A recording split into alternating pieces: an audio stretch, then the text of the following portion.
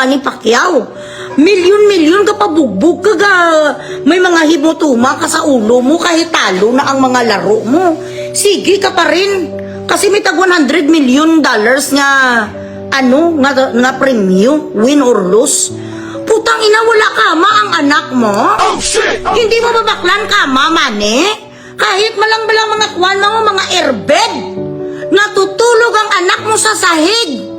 Ibang lalaki, putang ina, ang nagpalaki sa kanya mabuti. Ang stepfather niya nga si Kwan, sino pangalan? Si Sultan.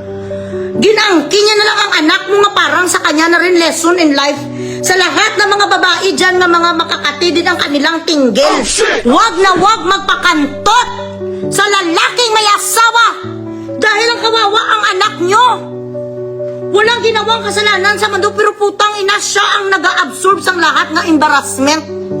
Hindi kinikilala, hindi ginasapak, hindi binibigyan ng suporta.